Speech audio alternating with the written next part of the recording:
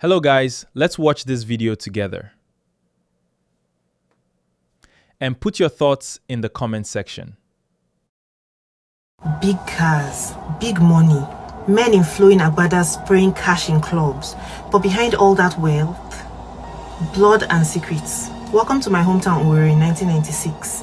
There was one name everyone feared, Otokoto. The hotel, the man, the mystery. Now picture this, a small boy, just 11 years old, hawking granules to support his family. His name was Anthony Ikechukwu Okoronko. That day he left home like he always did, selling boiled granules on the streets of Owerri, nothing out of the ordinary. Until a man waved him over. He said he wanted to buy granules in bulk. Offered him a chilled coke to relax. Anthony, this little boy, he was tired and hungry from walking around, and he drank the coke. What he didn't know is that the drink was drugged. That man was Innocent Ekeanyanwu, a gardener at the popular Otokoto hotel. But forget gardener, this guy was part of a ritual called the Black Scorpions.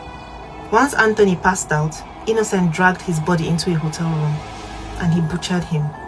He cut off his head. He opened him up. He removed his liver, his genitals, body parts used for what they believed were money rituals. The rest of Anthony's body, he buried him in a shallow grave right there in the hotel compound, just like trash. He didn't even care. Then Innocent packed the boy's severed head in a nylon bag. Blood was still dripping from this bag, and he headed off to deliver it to the man who had allegedly ordered the killing, Chief Leonard Onogu, a wealthy businessman, politically connected, rumored to be untouchable. But as Innocent hopped on a bike to deliver the goods, his plan fell apart because the Okada rider, a man named Hilary Opara, he noticed something strange. Blood was leaking from his passenger's bag, and there was like an unbearable stench. As soon as Innocent got down from the bike, Hilary went straight to the police and reported what he saw. The police intercepted Innocent on his way back because the man was not around, opened the bag and froze. A fresh human head, a child. That same day, police raided Otokoto Hotel. When they dug up the garden, they found Anthony's headless body buried in the dirt. But that was not all.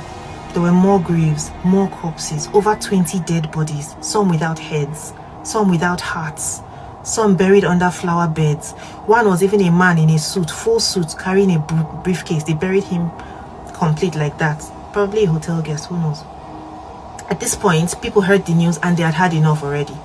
But just as the same justice would be served, Innocent Ekeanyanwu suddenly died in police custody just 2 days after his arrest.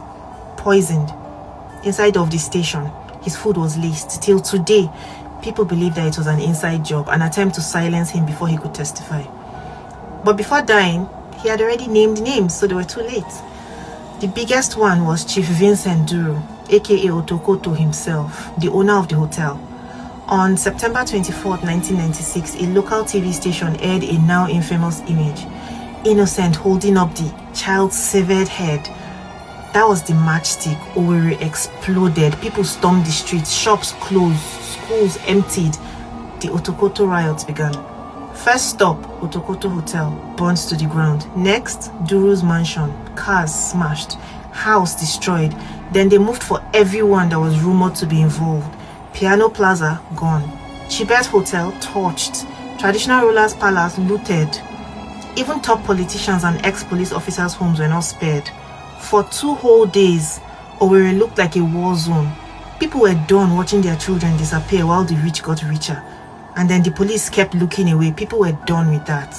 Eventually, the military governor, Colonel Tanko Zubero, he stepped in. He promised justice, set up a judicial panel. And this time, things actually moved forward. 7 men were charged with Anthony's murder. The first of them, Chief Vincent Duru. Next, Chief Leonard Onogu. Samson Nnamito, Alban Ajebu, Ebenezer Egweke, Lawrence Ebo, Rufus Anyanwu. This trial dragged for years, switching judges, stalling endlessly. But in 1999, Judge Chioma Nwosu-Iheme gave her verdict, guilty, death by hanging, all 7 men. But the legal drama didn't end there. Appeals upon appeals. It wasn't until 2012 that the Court of Appeal upheld the verdict, and not until December 2016, 20 years after the crime, that the Supreme Court confirmed their death sentences. That same month, Vincent Duru, Otokoto himself, was hanged in Port Harcourt prison. As for Onogu, he died mysteriously in prison before he could be executed. Then two others, Ajebu and Egweke. Yeah, both of them, they were eventually acquitted after spending nearly 2 decades in prison. No solid evidence against them, just hearsay. So they let them out. But the biggest win was the fact that people didn't just stay silent as usual. The Otokoto case changed everything. It exposed how far some were willing to go for money. It forced the government to act, and it made the public more alert to the dangers of ritual killings hidden behind fancy cars and hotel walls.